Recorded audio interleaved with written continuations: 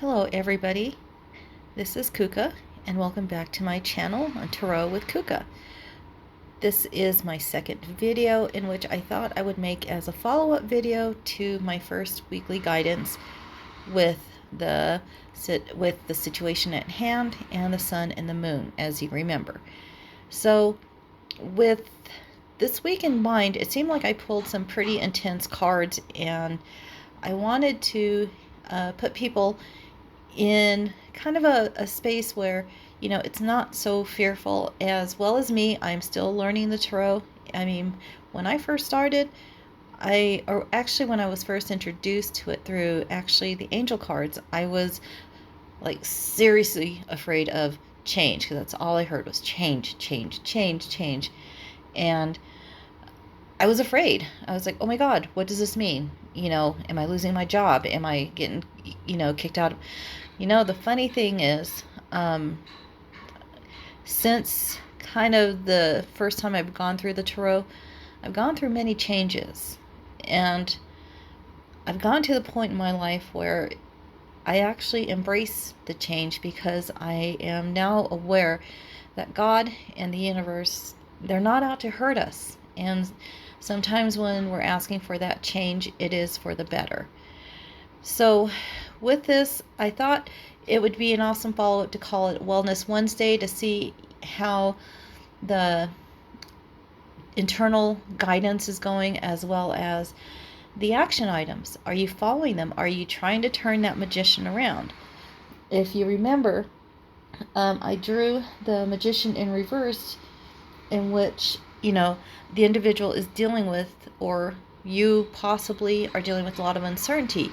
You have the tools and the talent, as well as the intuition, but something is blocking that. Something is keeping you from expressing that. Alternatively, the reverse magician can also mean that you're being manipulated by someone or something. So what is it that you want to manifest that you're not manifesting? How do you break free from this person who you feel that may be controlling you in not so positive and loving way? So I also provided the sun and the moon, which is supposed to be a little guidance on turning this magician around. So your action item was the Two of Wands, and that came out reversed. And the Two of Wands reversed kind of means going back to the drawing board, revising your plans. Maybe what you're doing is not working. Quite possibly, the way I also see it is maybe not taking such a passionate approach with this individual, but having a courageous conversation on, getting things out on the open. So with the moon, you were given a little more gentle guidance, in which it corresponds with the going back to the drawing board. It's making long-term plans, carefully planning and calculating what you want to do, what you want to say to turn things around. And what I kind of noticed with this read as well is it's aligning with our moon, which is in the waning gibbous. From Yasmin Boland with her Moonology, it's a time of release, accept, and regroup. So it's not so much about accepting defeat, or, accepting, something that's not serving you. It's actually about, releasing it. You just release all the negativity, but something is still kind of sticking around, you're harboring. It's all this is within our minds and within our control to let go. So I wanted to explore kind of some additional help. Like I say, I'm using the Santa Muerte deck, in which, Santa Muerte is a beautiful spirit. She is revered, especially in Mexico. I'm still in the process of learning about her, and so I thought I would kind of share a little bit, with each time I learn about her. I kind of liken her with in between the angel of death as well as Archangel Azrael. All three of them serve their purpose on guiding the newly departed soul.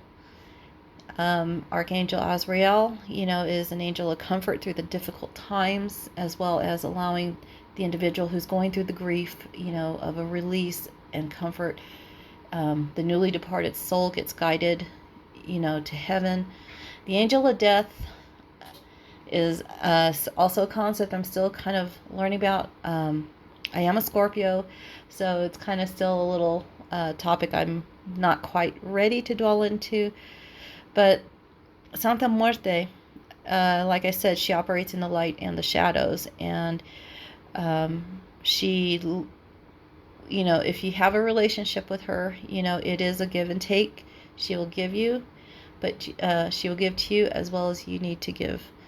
And it kind of evens out with that, with the universe of, the give and take, give and receiving blessings. And part of that is, with us and our blockages, are we properly giving? Are we properly receiving? So Santa Muerte is, like I say, she's something, she's a spirit that is highly revered out in Mexico. And, like I say, I had to get permission to use her cards, and I will definitely always honor and respect her. So kind of contemplating the last 2 days, it's I've been kind of going through my own changes. This is definitely out of my comfort zone, but I wanted to bring in some additional guidance, and I thought it would be a perfect time to utilize my deck that I just got, the Keepers of the Light from I believe it was Kyle Gray. Yes, Kyle Gray, Keepers of the Light. I think he's new with Hay House, and I thought I would give his deck a use. And boy, howdy, did this deck really communicate off the bat on the assistance or the help in order to turn our magician around so that we could utilize our talents. And so out of the gate, we have Serapis Bay. Ascension is his key, in which it says here, sorry, I'm blind as a... So move into your true self, rise above the darkness, the light is here. And I love that, because like I say, even in the shadows, the light comes in. It's not like the darkness grows. It's the light is what is the energy that is flowing out, in which it covers the darkness. If you kind of put things in terms of the scientific nerd, think of hot and cold. Cold is stagnant. Cold does not move.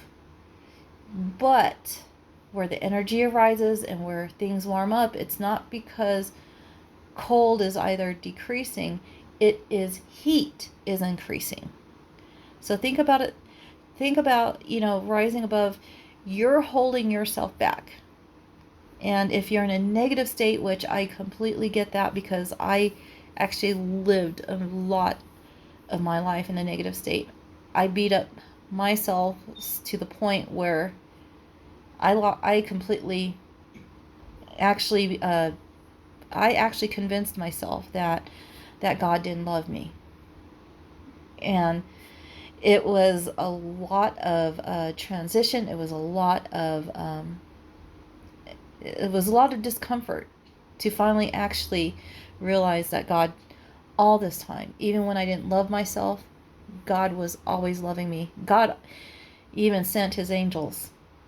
And it took me a long time to realize that they were actually right there in front of me, visible, not like a hidden metaphor, but they were there to remind me that God loved me at the time when I was going through self-hate. So drawing the Serapis Bay card, it gave me goosebumps, because first of all, I didn't know who he was, but I got goosebumps. And the first time I opened this deck as a flip through, I got this card. And I was excited. I was like, ooh, ancient Egypt. And I put the card down. But I got this card again. And so I thought, you know what, let me do some research and some read into what this means. So I actually kind of want to read from the guidebook here. So Serapis Bey is kind of, I don't like to cuss, but this is my language, but he was a badass. Serapis Bey, definitely, it's like you focus on ascension when you think of this individual, this ascended master, I should say. So he is the light keeper in charge of ascension. He once served as a priest in Luxor, Egypt, helping those passing on to cross over into the light. What I also found was before he took residence in the temple of Luxor, he was actually a high priest in Atlantis before it collapsed. So homeboy was a part of some major movements and transformations on this earth. I think he was even given credit for building the pyramids. So now he is a presence we can call on in order to ascend. Ascension means rising up. And, and I always think of, the phoenix rising up through the flame. It reminds us of the story of Christ resurrected after death. This means that Serapis Bey can guide us from the lowest states of being back to the light. His energy is almost like, wow, his energy is almost like that of a phoenix, giving us the support to move out of our own hell or darkness into a space that supports growth. Wow. Absolutely wow. So the extended message is the stars cannot shine without darkness. You may have experienced a low state of being, trauma, or depression, but this is a new beginning. Become aware of growth. There is always room for improvement. There is also a sense of presentation now. You may be receiving documentation or certification to acknowledge your growth or experience. It's important to cherish this time and to realize that without challenges or obstacles you have faced, you wouldn't be as strong or powerful or focused as you are today. You are ascending personally and spiritually at this time, and the universe is here to support it. Okay, wow. Me personally, this is just like resonating big time. With Serapis Bey. I actually received an email which alludes to the next deck of cards, because I subscribe to Matt Kahn, and I wasn't feeling well last night.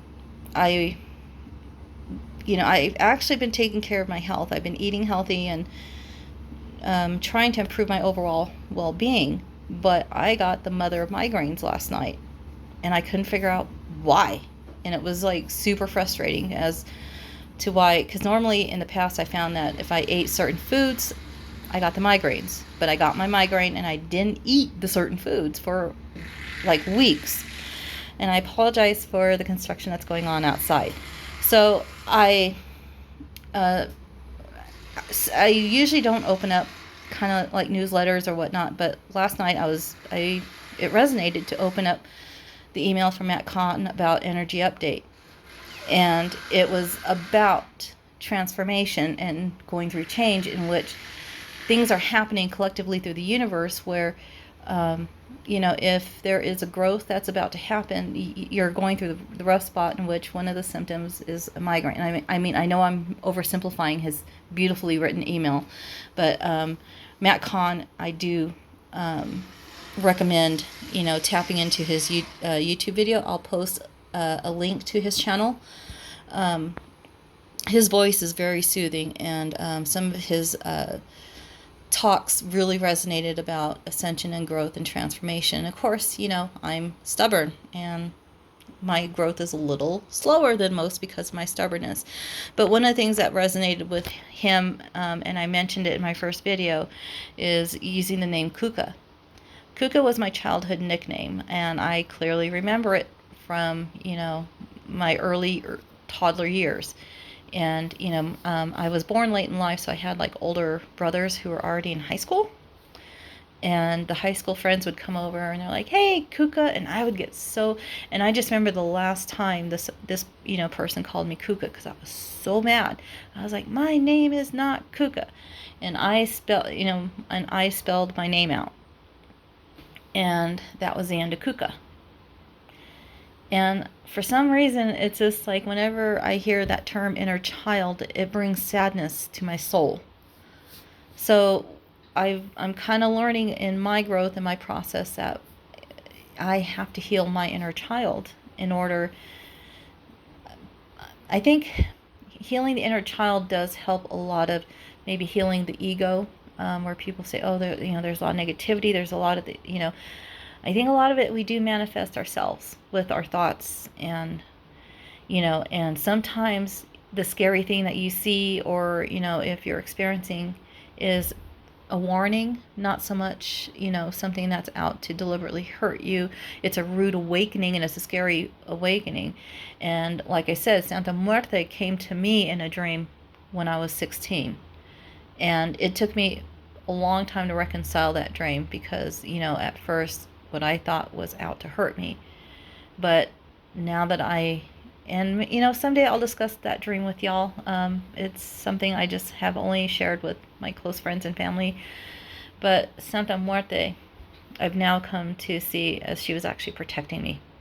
She was absolutely protecting me, and I thank her for that, because I didn't know her back then, and she put herself in front of me to keep me from harm's way. And I literally, I appreciate that, because it was my stupidness in my dream.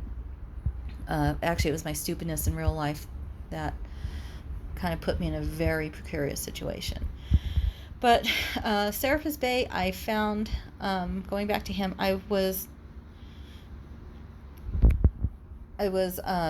going to go with this. This video is going longer than what I want, so if it resonates with you, I thank you for sticking this long with me. But Serapis Bey, what I'm learning about him is he is the keeper of the fourth ray, which is the white light. He actually came reincarnated many times, and I believe he was also the great, or the father of I can't think of the king of Egypt, but whose son became King Tut. So he was actually very prominent in building the Egyptian empire as well. And it seems like once he left, the Atlantis empire fell. I don't know, like I say, I don't know the history of Atlantis or what happened, but I think his departure may had something to do with the eventual fall. Maybe something didn't align with what he was trying to teach the Atlanteans. But I'm also going to include a video which there's a meditation that will bring him into your life, and I'm also including a link to it seems like a very old video, and I'm not sure, but she does seem to have a lot of knowledge about Serapis Bey. So like I say, read about him. He's a fascinating ascended master, in which Leonidas apparently is a reincarnate of him. And it's like going from this gentle light being to this evolved warrior that literally stood up against an army. Badass. Okay, so let's move on to what I think would be words to help to meditate by, or guidance, because again, like, the words we speak are very powerful. So let's speak some positivity. So using the healing mantra deck, this is Matt Kahn. It's a 52 card deck, and actually, as I revealed, it's rewriting the subconscious. And I kind of see Metatron's cube there. And Metatron, awesome archangel who was once human. So the mantra is, the more I embrace feeling good, the less often I will feel bad. It's like, wow, how awesome is that? So focusing on this, the more I embrace feeling good, the less often I will feel bad. Matt Kahn, I love to hear him speak. This man, his videos are an hour and a half, and I do not lose, I don't lose, it doesn't lose my attention. He has such a soothing voice, and he even knows he does, and he'll tell you about what his voice is doing for you. So I want to read from his guidebook. The more I embrace feeling good, the less often I will feel bad. Think about that. When the subconscious is rewritten, you're able to feel good on a regular basis, regardless of the way life unfolds. In rewriting the subconscious, you reverse the gravitational pull of conditioning to become more familiar with the virtues of goodness. As goodness becomes more known, the opposite vibration of negativity can become less frequent visitor in your reality. This mantra is ideal for relieving guilt, releasing shame, and finding joy in new beginnings. Hello, magician, come back, come back. So with that, I want you to focus on the positivity. And this is also coming from somebody who has led a majority of life beating up oneself. And one of my practices that I actually began with to change some of my mindset, I'm not perfect. I'm still not perfect. I still let my little temper sometimes get the best of me. I'm working on it. Is so if you utter those negative words, like let's just say, for instance, you wake up, and well, like right now, we're in a very stressful situation with this coronavirus, and everybody has their own perception of what's going on.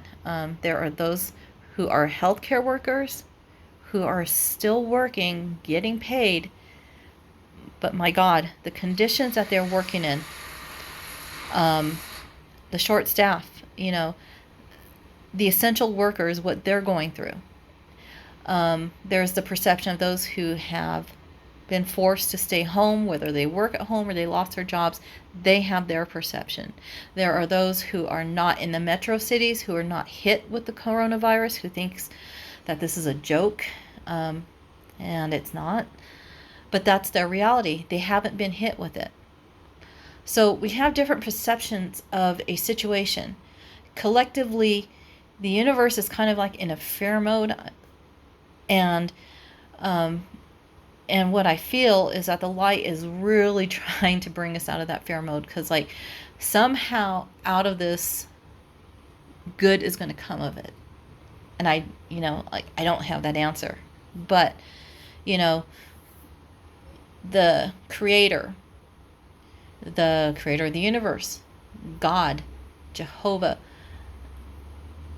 whoever you lean to as your higher power, seek them for the comfort, seek them for the guidance. They are there. I simply ask who can guide for this week, and we got a very powerful Master Ascendant. He's ready to help us.